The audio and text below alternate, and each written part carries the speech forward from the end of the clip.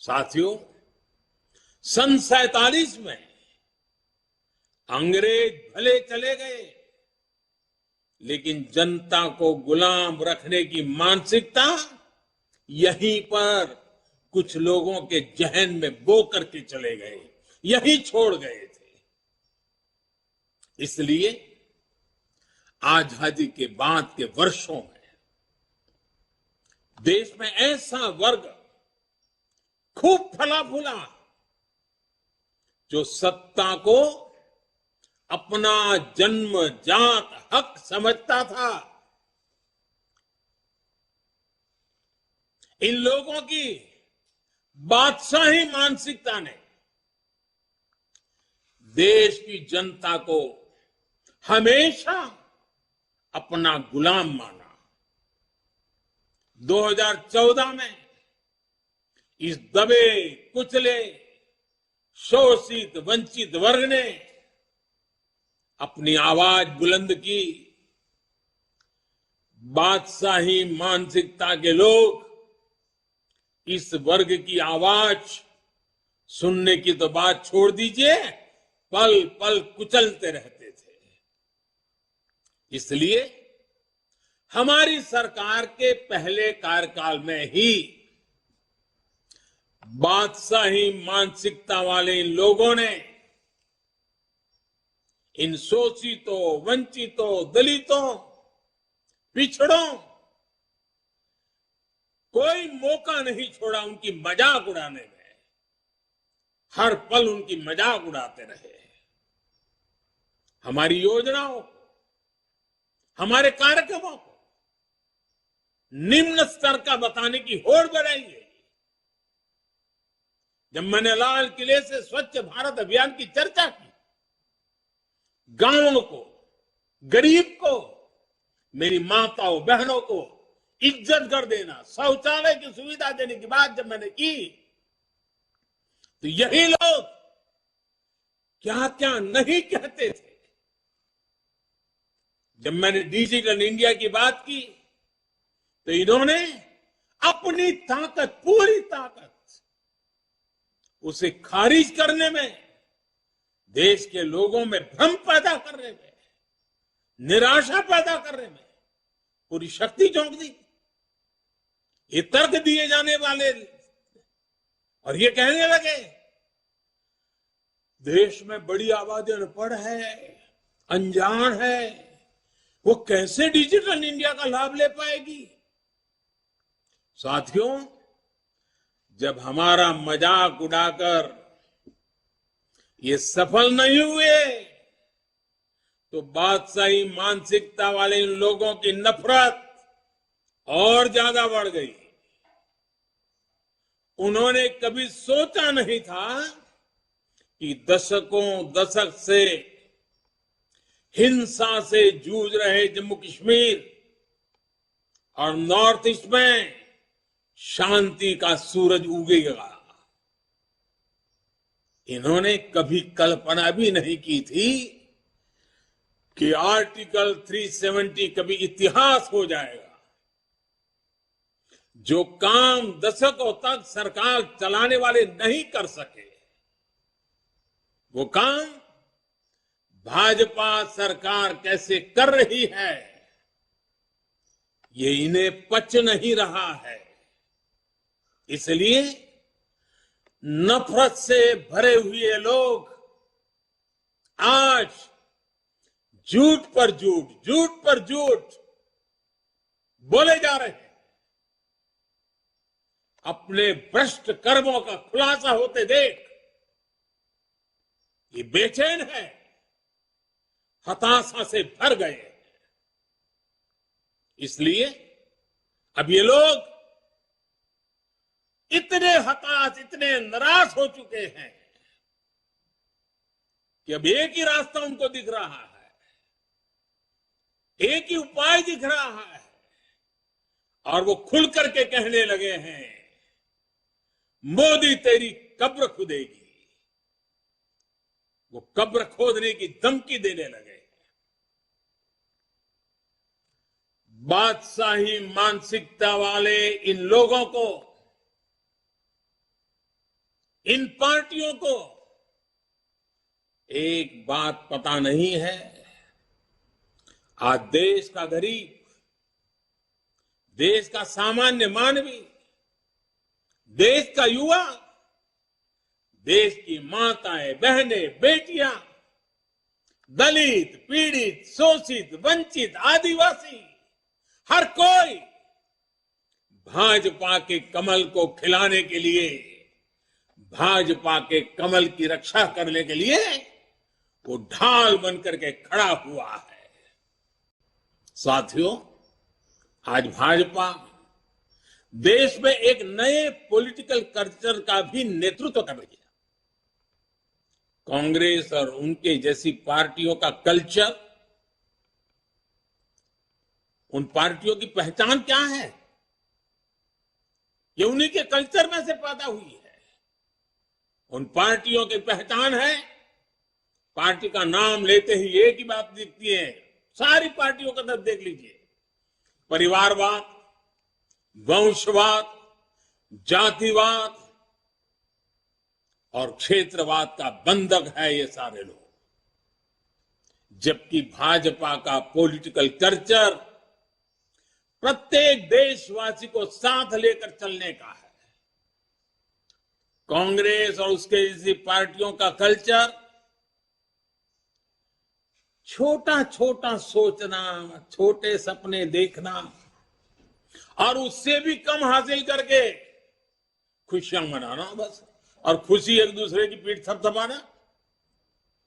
भाजपा का political culture है बड़े सपने देखने और उससे भी ज्यादा हासिल करने के लिए जी जान से खप जाना, शरीर का कण कण, समय का पल पल खपाने का हौसला रखते हैं।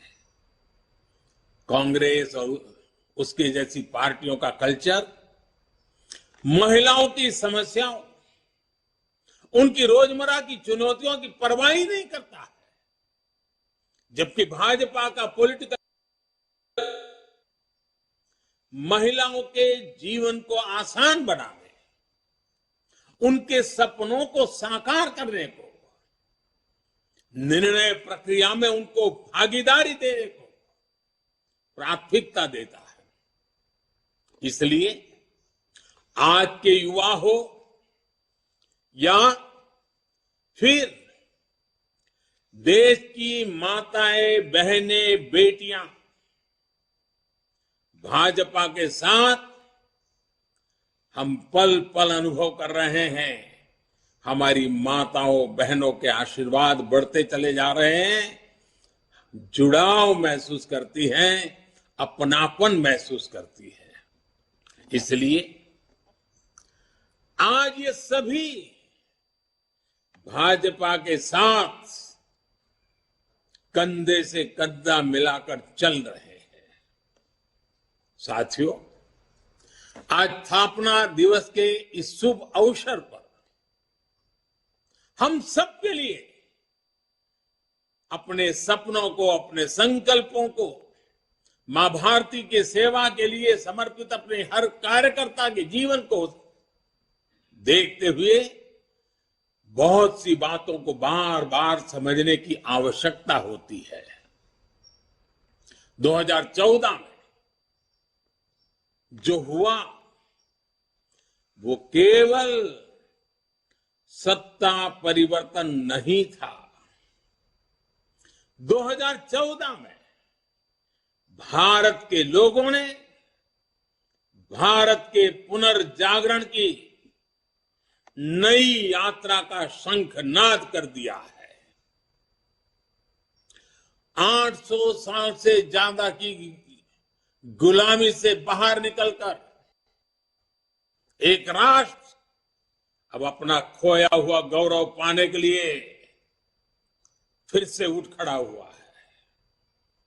और इस प्रक्रिया में दशकों से चली आ रही बुराइयां, चुनौतियां धीरे धीरे कमजोर पड़ती जा रही है।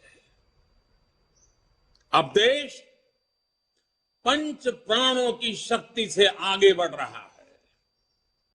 साथियों, आज भाजपा विकास का पर्याय है, विश्वास का पर्याय है, नए विचार का पर्याय है और देश की विजय यात्रा का भी एक मुख्य सेवक बनकर के अपनी भूमिका निभाता रहा है। भाजपा सबका साथ, सबका विकास, सबका विश्वास और सबका प्रयास के मंत्र के साथ काम कर रही है। भाजपा की कार्यशैली सर्वसमावेशी है, सर्वस्पर्शी है, सर्वजन का हित करने वाली है। सामाजिक न्याय और सशक्तिकरण को हमने हमेशा अपने हृदय में, अपनी कार्यशैली में सर्वोच्च प्राथमिकता दी है। सामाजिक न्याय ये हमारे लिए राजनीतिक नारेबाजी का हिस्सा नहीं, ये हमारे लिए आर्टिकल ऑफ फेथ है। बीते वर्षों में बहुत सारे दल सामाजिक न्याय के नाम पर राजनीति का दिखावा करते रहे हैं। इन दलों ने, उनके मुखिया अपने परिवार का भला कर लेते हैं, अपने समाज का कतई नहीं, जबकि भाजपा सामाजिक न्याय को जीती है, उसकी भावना का अक्षरशः पालन करती है। 80 करोड़ गरीबों को बिना भेदभाव मुफ्त राशन मिलना सामाजिक न्याय का ही प्रतिबिंब है। 50 करोड़ गरीबों को बिना भेदभाव 5 लाख रुपए तक मुफ्त इलाज की सुविधा मिलना सामाजिक न्याय की सशक्त अभिव्यक्ति है। 45 करोड़ गरीबों के बिना भेदभाव जनधन बैंक खाते खोलना सामाजिक न्याय का इंक्लूसिव एजेंडा का जीता जागता उदाहरण है। 11 करोड़ गरीबों को बिना भेदभाव शौचालय मिलना, यही तो सामाजिक न्याय है, यही तो सामाजिक न्याय के प्रति हमारी भक्ति है।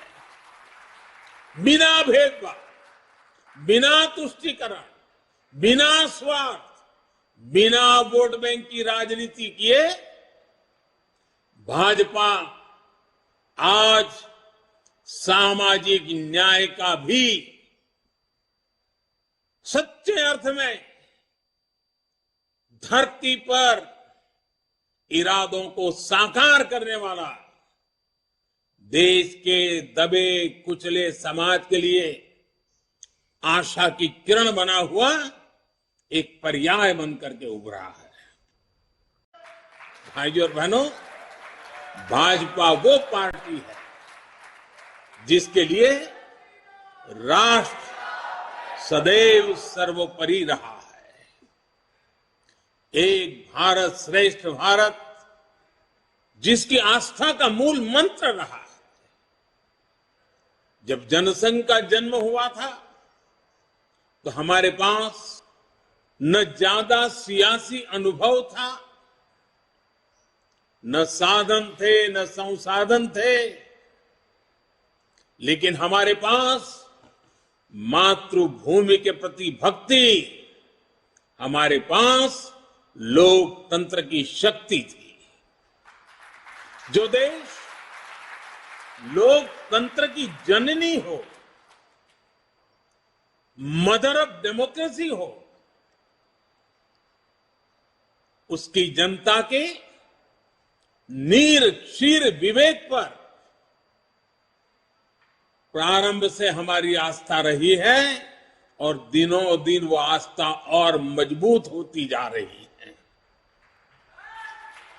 इसलिए जनभावना, जन आकांक्षाओं को ही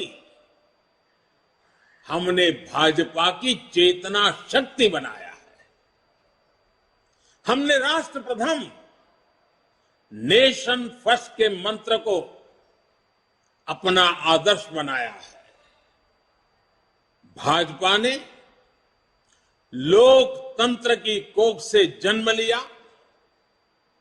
भाजपा लोकतंत्र के अमृत से पोषित है और भाजपा देश के लोकतंत्र को, देश के संविधान को मजबूत करते हुए समर्पण भाव से दिन रात देश के लिए काम कर रही है। साथियों, हमारा समर्पण है मां भारती को, हमारा समर्पण है देश के कोटि कोटि जनों को, हमारा समर्पण है देश के संविधान को।